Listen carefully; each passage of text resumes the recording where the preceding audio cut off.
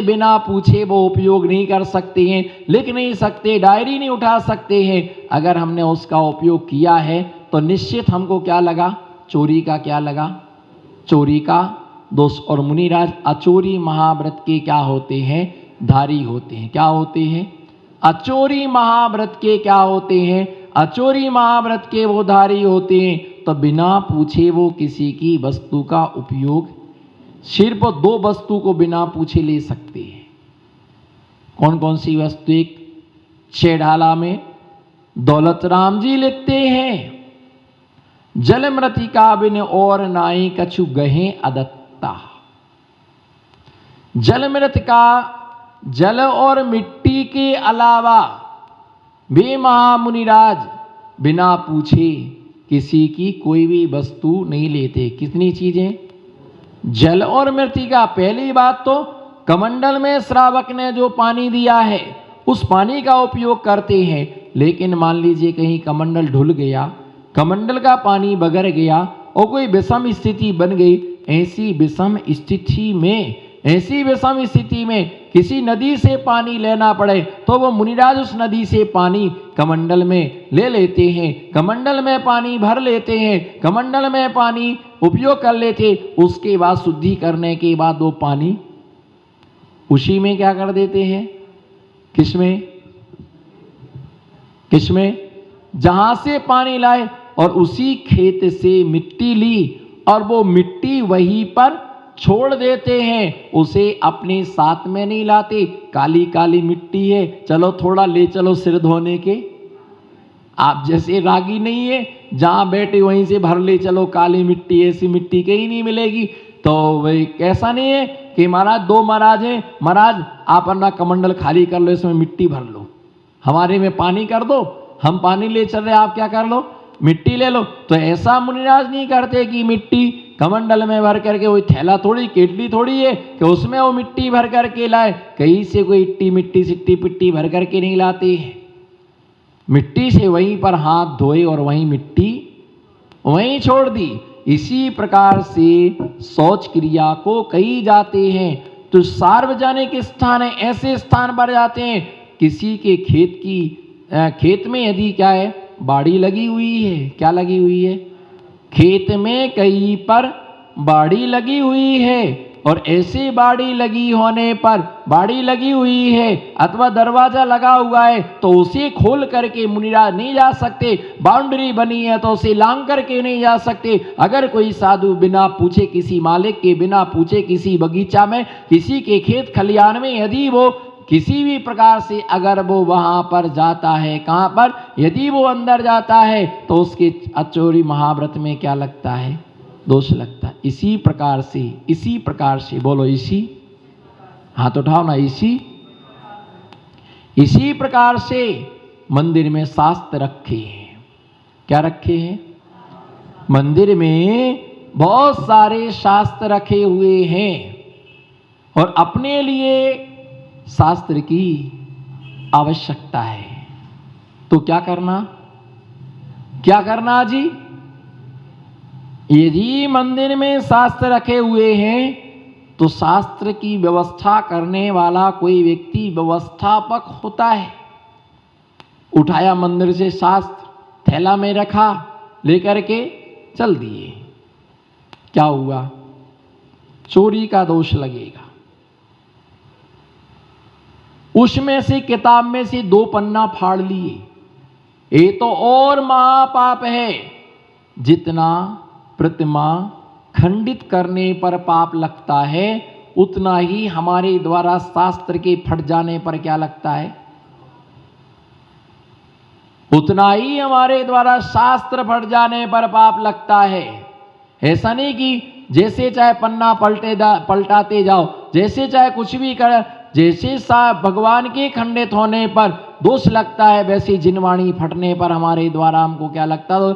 तो उसमें से पन्ने फाड़ लिए, दो कुछ भी कर दिया।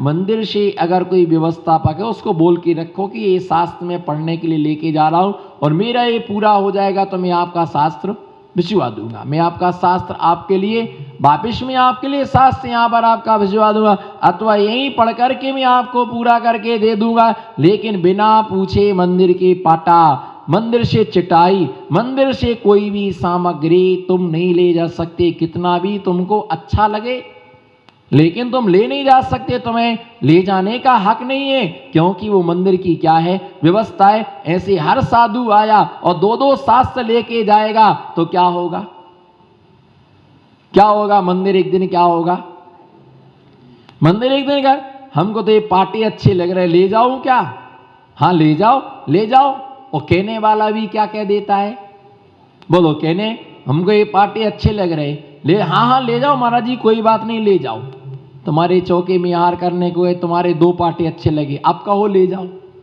नहीं नहीं महाराज जी वो तो हमने चौके के लिए बनवाए हैं, वो तो फिर आपको तो कोई भी दे देगा, ये बहुत मुश्किल से हमने बनवाए, मंदिर की वस्तु ले जाओ, आप नहीं बोल सकते ले जाओ, जो वहां की व्यवस्थापक कमेटी है उससे आपको चाहिए, आप ऐसा कहो कि भैया हमको इस चीज की आवश्यकता उपलब्ध करा दीजिए, कोई ना कोई व्यक्ति तुम्हें सामग्री उपलब्ध करा देगा।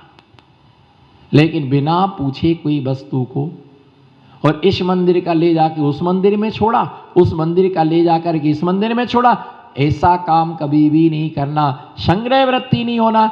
हमारे आचर्षी कहा करते थे कि उतनी शास्त्र रखो जितनी, बोलो उतने शास्त्र रखो जितनी आवश्यकता है, खाली बैग भर भर के, गाड़ी भर भर के शास्त्र रखे, पढ़ना एक भी नहीं, पढ़ना एक भी नहीं, और रखना दुनिया भर के शास्त्र हैं, नमो सिद्धाड़म, पढ़ते रखने दुनिया भर के शास्त्र हैं, पढ़ना एक भी नहीं। तो भैया ये ध्यान रख के चलना कि वो ग्रंथ रखो जो उपलब्ध नहीं होते, जो चीजें हर जगह उपलब्ध होती हैं उनका संग्रह क्यों करना, उनके लिए इकट्ठा क्यों करना, उन वस्तु का इकट्ठा क्यों करना उसके लिए। तो ऐसे जो सिद्धांतिक ग्रंथ हैं, जो विशेष ग्रंथ हैं, नमो सिद्धाड़म, जो विशेष ग्रंथ हैं उन ग्रंथों को क्या करना, अपने पास में रखना, लेखन अध्ययन मनन, विशेष रूप से सिद्धांत पारगामी होते वो विशेष ग्रंथों को अपने साथ में क्या करते रखते हैं, और जो प्रथमान योग के ग्रंथ हर जगह उपलब्ध हो जाते हैं उन ग्रंथों को अपने साथ में, कुछ शास्त्र ऐसे हर जगह मंदिरों में क्या हो जाते, उपलब्ध हो जाते हैं। तो ऐसी जो क्या है अचोरी महाव्रत के धारी वे महामुनिराज किसी भी प्रकार से किसी की वस्तु की चोरी नहीं करते, अपने साथ में जो है उसमें समाधान रखते, क्या करना हमारे लिए वस्तुओं का। तो ऐसे वो अचोरी महाव्रत के धारी, लेकिन फिर भी कर्म में किसी का साथ नहीं छोड़ता है, कर्म किसी का, कर्म की दृष्टि कभी भी बंद नहीं होती है, बोलो कर्म की दृष्टि, कर्म की दृष्टि कभी भी बंद नहीं होती, उसकी दृष्टि हमेशा खुली रहती, वो देख लेता कौन कहाँ क्या कर रहा है, कौन व्यक्ति कैसा कर्म कर रहा है, और उसके लिए उस कर्म का फल नियम से क्या होता है, प्राप्त होता है। ऐसे सर्वभूषण नाम के महामुनिराज थे, देखो कैसे कैसे कर्म का उदय आता है, लोग मुनियों पर भी चोरी का इल्जाम लगा देते हैं, क्या करते, कई लोग व्रत नहीं देखते, दोष देखते हैं, क्या देखते हैं, और गुणों की चर्चा नहीं करेंगे, वो किसकी चर्चा करेंगे, दोषों की चर्चा करेंगे, और दोषों की चर्चा करते करते उनकी सारी जिंदगी क्या हो जाती है, अरे वो लोग अच्छे हैं, उन लोग निकम्मों की अपेक्षा वो लोग अच्छे हैं जो सोने चांदी की दुकान के सामने बुरुश लेकर के तमाम धूल इकट्ठी करते हैं, और उस धूल में से वो क्या निकाल लेते हैं, धूल में से वो सोना निकाल लेते हैं, और तुम सोने में से क्या निकाल रहे हो, क्या निकाल रहे हो, सोने में से धूल निकाल रहे हो, निंदा करने पर तुले हुए हो। जैसे ही उस सर्वभूषण नाम की मुनि महेंद्र उद्यान में विराजमान थे, ध्यान में लीन थे, तो पूर्व के बैर से विद्युत बत्रा नाम की देवी थी, उन्होंने उनके ऊपर पूर्व बैर के कारण से घोर उपसर्ग किया। क्या किया? घोर उपसर्ग किया। अब घोर उपसर्ग किया, कर लो। सोने को अग्नि में डालने के बाद उसकी कीमत कम नहीं होती, अपितु बढ़ जाती। कारण उस सोना और क्या हो जाता है? चमक जाता है। पारसनाथ कैसे फेमस हुए? बोलो जी, पारसनाथ कैसे फेमस हुए? किसके का? उपसर्ग के कारण से वो प्रसिद्धि को प्राप्त हुए हैं। उपसर्ग के कारण से प्रसिद्धि के लिए प्राप्त हुए हैं। पूर्वेर कैसा? विजयार्थ पर्वत की उत्तर श्रेणी पर गुंजा नाम का नगर था। उस गुंजा नाम के नगर में से विक्रमा नाम का राजा राज्य करता था। उसकी जो था है ना, रहता राज्य करता था, और उसकी एक रानी थी। दोनों के सकल भूषण नाम का पुत्र था। शकल भूषण नाम का पुत्र था, जिसकी 800 रानियां थी, जिसकी 800 पत्नियां थी। तो उसमें किरण मंडला नाम की जो प्रमुख पत्नी थी, अन्य पत्नियों के कहने से उसने अपने मामा के पुत्र हेमसेक दत्त का चित्र बनाया। जब हेमदत्त का चित्र बनाया तो राजा ने देखा, तो राजा के लिए उस चित्र को देख करके क्रोध आ गया। तुमने पर पुरुष का चित्र कैसे बनाया? वो उससे नफरत करने लगा, वो उससे घृणा करने लगा। लेकिन अन्य रानियों के कहने से वो पुनः उसके साथ में प्रेम करने लगा। जब वो प्रेम करने लगा, स्नेह करने लगा, रात्रि के काल में दोनों एक ही पलंग पर दोनों सो रहे थे, दोनों निद्रा में मस्त थे। अचानक शकल भूषण की निद्रा हल्की सी खुल जाती है। उस समय किरण मंडला के मुख से हेमरथ ऐसा शब्द निकला। तब उसके लिए बहुत गुस्सा आया। उसने सोचा क्या इसका तलवार से इसके धड़ के लिए अलग कर दिया जाए। परंतु ध्यान रख करके चलना, ऋषि, ब्राह्मण, गाय और स्त्री, इनके द्वारा अपराध होने पर भी इनके ऊपर तलवार नहीं चलाई जाती है।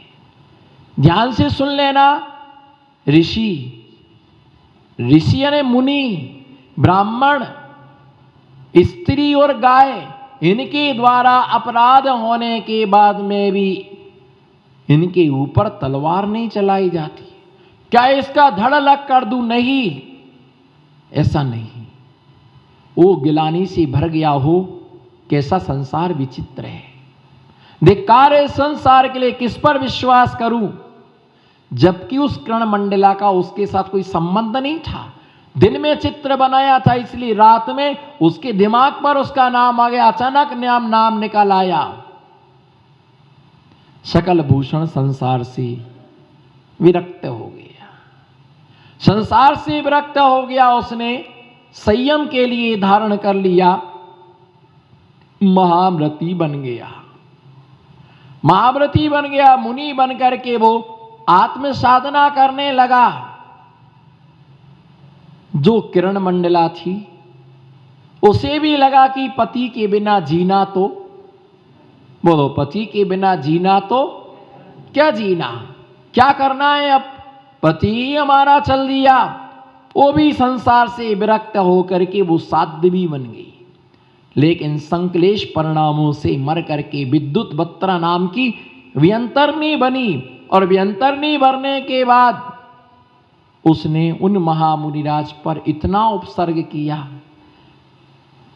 कभी वो आहार के लिए जाते थे तो गाय बैल बनकर के उनके पीछे पीछे दौड़ती थी। कभी हाथी बनकर के बंधन तोड़ देती थी।